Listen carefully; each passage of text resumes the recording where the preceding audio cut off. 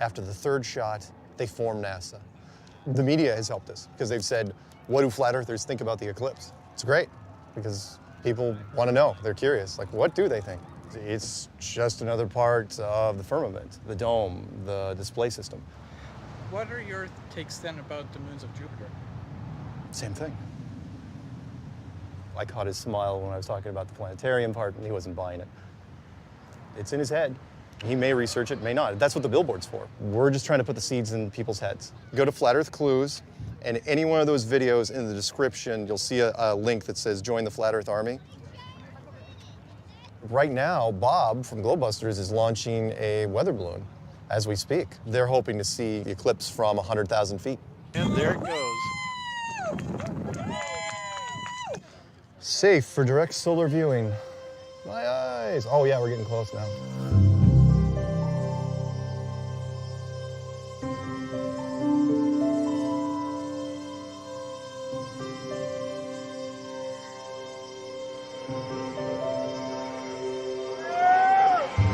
Here it comes.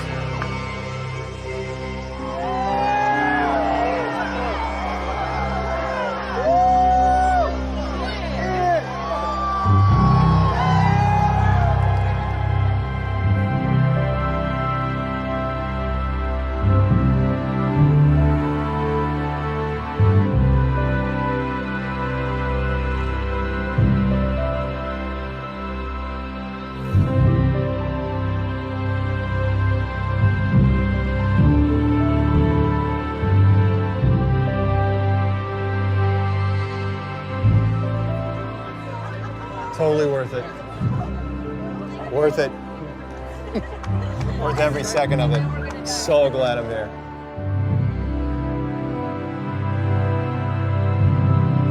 How was the eclipse itself? Did you have a feeling? Was there anything in the air when it happened? Anything weird? It's like seeing like a special effect in a movie that really catches you off guard. It appeared that the sun is self-eclipsing, that there was no three-dimensional object that was moving in front of the sun. And that's what we've been thinking about the moon. So when I saw this, it's like, oh yeah, of course that's what it's doing.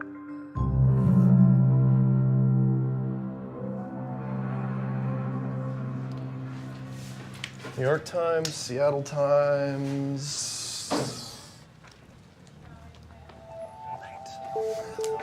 Okay. There it is. This morning, the South Whitby Record ran a front page story on the flat Earth. South Whitby grad Mark Sargent has been known for many things. Once it was for homemade fireworks. Another time, he was the digital pinball champion of the world. Today, he is a leading figure of the flat Earth movement. Yes, he really believes the Earth is a disc. Then on the inside cover, you actually have the editor's column, and he only wrote one thing this week called "The World is Not Flat, the News Isn't Fake." I met with a conspiracy theorist this week, a bona fide flat earther. He's utterly and unequivocally wrong. So why promote a theory the vast majority of people find ridiculous? I haven't told a lot of people that this is what Mark is into, because I'm thinking they're just going to think we're screwy. I don't want to put you on the spot, but like, do you agree? That the Earth is flat? Yeah. Well, I'll tell you what, I want to see that it is proven that it is not flat. So that's kind of where I'm coming from. Well... Good answer. I didn't even coach her on that one. No, and I will tell you, since we've done this for what, 3 years? Two and a half years. Not even. And my prayer has been continually that truth will be revealed. All of us have that tendency to want to connect to people around things that make us unique. One thing we know is that human beings feel very threatened when we feel that identity being taken away. Joining the club often comes as a relief because they can finally identify with other like-minded people. For the first time, they're not different and no longer alone.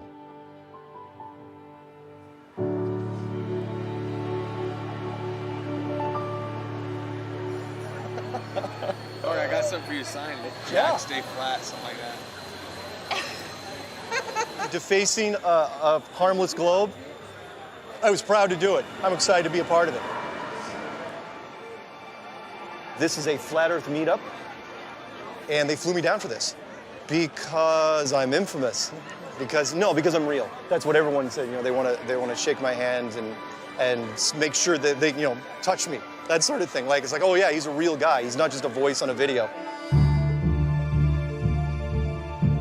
All right, so welcome to Der Wolfskopf. You're here for an Astronomy on Tap. So what this is, it's a monthly outreach event. We've got 2 astronomy talks related to something that's going on in research, something that's going on at JPL, something that's been in the news. Lastly, but not leastly, we have an extra large NASA swag t-shirt. Let's see some cool Bob Ross. Yep, that's lies. So I'm going to talk tonight about my favorite now dead spaceship, Cassini. I stayed up all night to watch the last data transmissions come in. I was sitting there with my dogs looking at me like, why is the light still on? Why are we still awake? I'm Mark Sargent. Oh God. Sargent. So Lamar Glover is going to talk about dismantling the scientific superiority complex. Hey, what's going on? How y'all doing? So I want to talk about flat earthers real quick, right? The problem I see is actually not from the side of the conspiracy theorists. It is actually from our side, from the side of science. Very often it's difficult not to look down. I was so frustrated about getting told I was an idiot. So I decided to say, laugh at me all you want, because science is different than the shit they're believing. I've already lost friends and stuff. So I felt so good when I made the shirt. The friend said, sometimes the only way to change somebody's mind is to shame them. And I say, I don't think that is the last resort ever. This is the same as saying that if a kid doesn't get a particular subject, it's not your fault as their teacher, it is their fault. I do not believe that. It's just that you haven't developed your empathy to be able to see from their point of view where they're getting stuck. We can't blame it all on people just being delusional or the C word, which is the crazy word. I think a lot of times we say crazy, and it's a scapegoat. It's an umbrella term, right? How many people in here have been called crazy before? I have shared it with my mother, my daughter, 2 guys who I was dating who didn't want to date me anymore after I told them about my belief in the flat earth. I have 4 children. My sons are grown. Them and their mother, who's my ex-wife, kind of think Dad's a little gone off his rocker. I just finalized a divorce.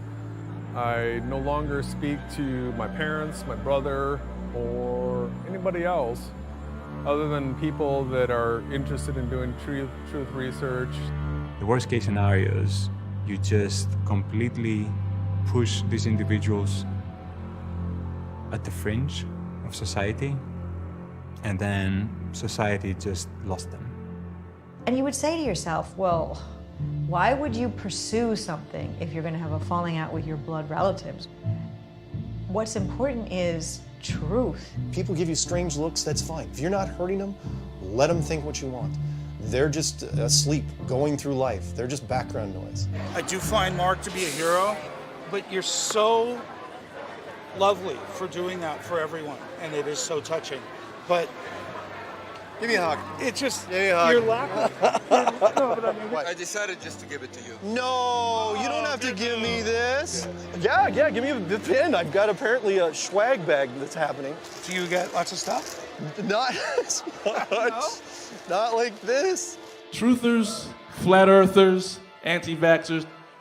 When we leave people behind, we leave bright minds to mutate and stagnate.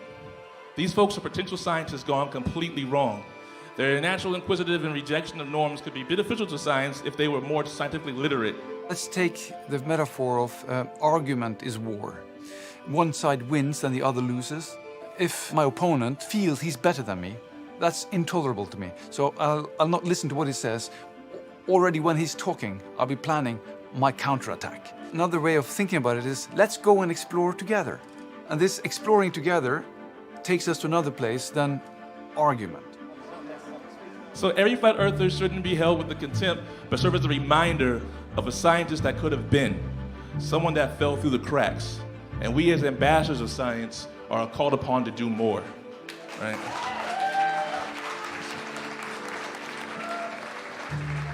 So scientists of varying degrees of professionalism seriously consider becoming a mentor to someone who is coming from a non-traditional point of entry to the sciences. If you're not willing to engage with them, you can't expect them to change. You just hope that they will meet you even halfway, but often when you push them to the corner, it takes a lot of effort for them to even move one step towards you.